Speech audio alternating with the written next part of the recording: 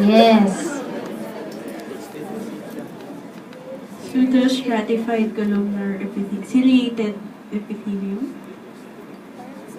Kulang. Stereocilia. Stereocilia. Okay. Pseudostratified columnar epithelium with stereocilia. Stereocilia are longer, more slender than cilia, and more irregular in length. Okay, different lengths. These are sperm cells inside. Okay, so sperm cells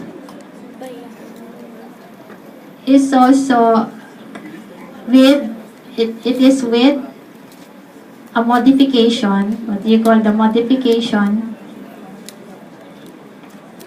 Epithelial cell modification of your sperm cell.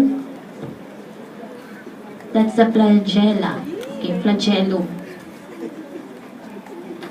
And this is from the epididymis. Okay, next, this is the longitudinal section of one of the urinary tract organs. So, classify bracketed tissue. Urothelium.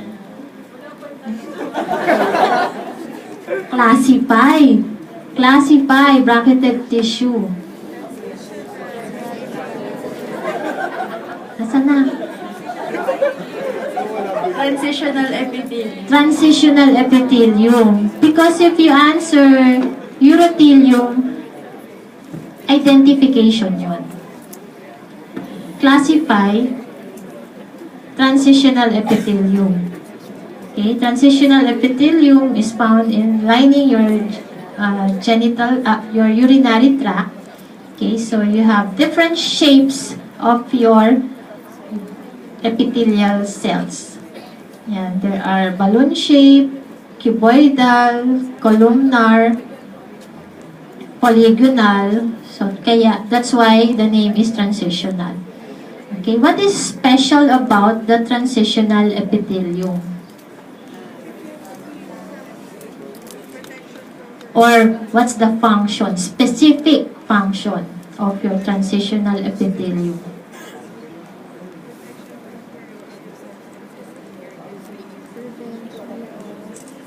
Nasaan na?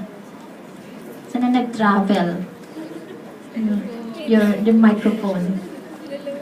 Yes, what's the specific function of your transitional epithelium? That's why it's the lining of your urinary tract.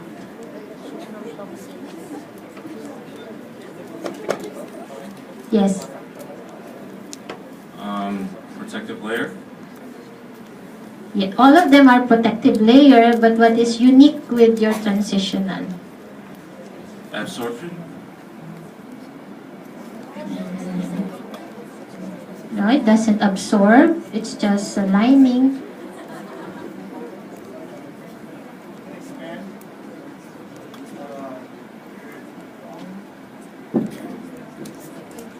Yes, that's one special function. So if it lines expandable, those organs that expand and contract. So if it expand, you will have only 2 or 3 layers. If it is contracted, you have up to 7 layers. Another one. Protective layer against toxic substances. Yes, protective pa rin. It's still protective layer. But it contains what? It contains uroplekin, that is the protective component of the cell against because urine is also, like he said, toxic. So it contains a component, the uroplekin, that protects the organ from the corrosive effect of your urine.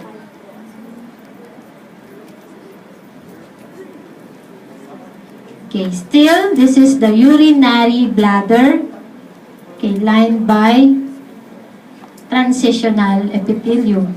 So, balloon shape, columnar, here there are cuboidal, polygonal, and there is also in your manual asking you to look for the umbrella cell, I think, but it's also difficult to search for or to find umbrella cells.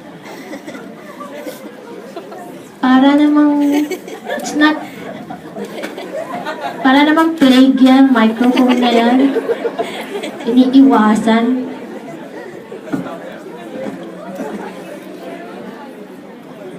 Okay.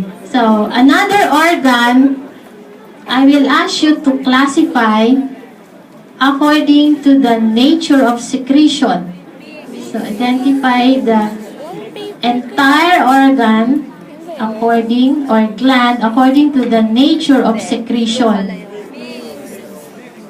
Why do you say mix?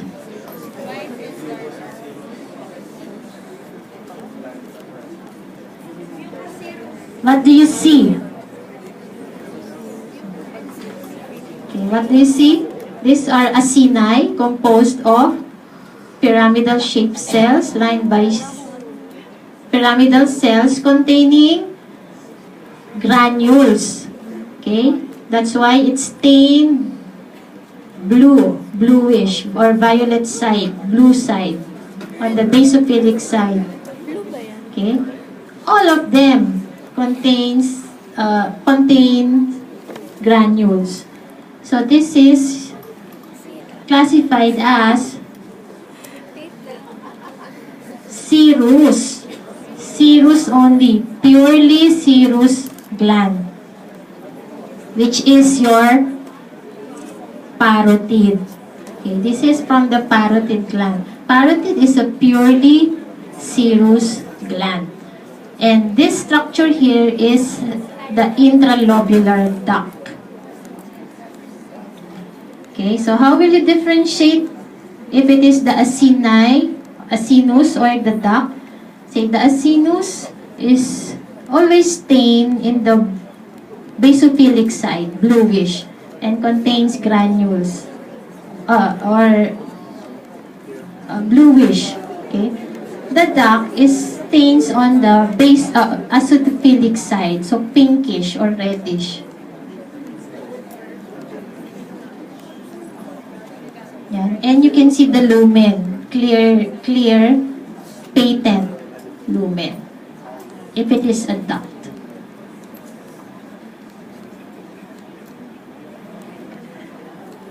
Okay, so this is purely serous gland. Okay, another gland.